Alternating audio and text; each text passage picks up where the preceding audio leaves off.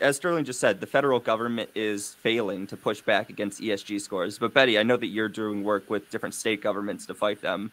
How are states fighting back against ESG scores and woke capitalism? Well, there's a couple of different directions that various states are taking, and some of the states are taking the anti-discrimination direction, which is I think is my favorite out of them right now, and that is that they're just stating that the banks cannot, or insurance industry cannot discriminate against companies in their state. You cannot discriminate against business, loans, insurance of various businesses in the state without a direct cause. So, and they list it out more in that social injustices, child labor, and that type of thing.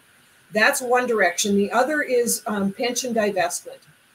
So what these guys are doing is they're basically divesting from the oil and the coal and the some it was nuclear, depending on the states, how far in advance they were on some of this. And so what they've come back and said is if you guys do that, we as a state will not use any of our pension money to invest in you and let you have ours. So what they're doing is a big state like Texas, they were the first to pass this, and they did it last year. What they did and what the treasurer in West Virginia just recently did, and just said, BlackRock, none of our money goes to you guys. We're going to divest from BlackRock and put it where these people respect our coal industry, or as Texas, our oil and natural gas industries. And so that's another way that people are doing it. So the states, some are doing it each way. And then on top of that, though, is you have to remember that you do have states that want this. And so you have states like Hawaii. I'm trying to look at my quick list here, but Hawaii and Massachusetts, Maine already has passed it. They're the only state who has. But they basically said, we're divesting from all fossil fuels. Okay. And those states are divesting from. We should note, look, someone like BlackRock, right? It's a private company.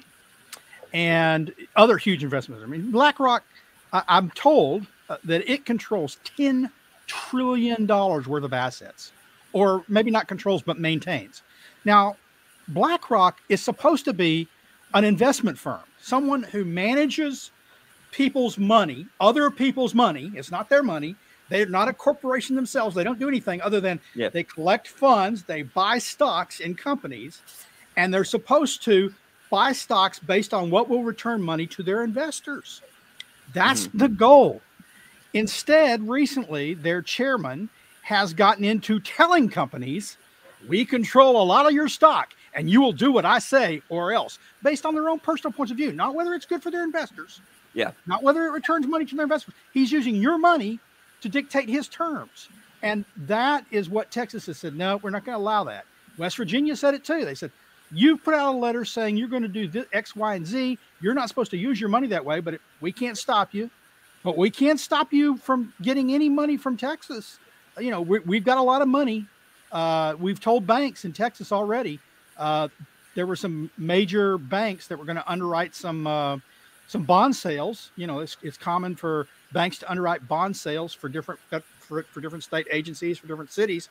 And the Texas AG stepped in and said, no, under our new law, because you've said you're going to sanction gun and oil companies and not do business with them, you can't underwrite bond sales in our state anymore. And all of a sudden the banks are going, whoa, whoa, whoa, no, you misunderstood. We didn't mean to do that. Because bond sales are big for these banks. Yeah. I think what's important is to realize that these stakeholder groups, they do not value free market or capitalism. And excuse me. And as Sterling was saying, there's this putting a word in front of capitalism to make it some form of capitalism. There's the term stakeholder capitalism that's out there. Yeah. Which is what I want to. So we're talking about shareholder capitalism versus stakeholder capitalism here. Yep. Yeah. And so shareholder capitalism, profit and shareholders, that's dirty words to them, And so the agenda, their agenda is the only thing that matters. Damn the costs, collateral damage doesn't matter.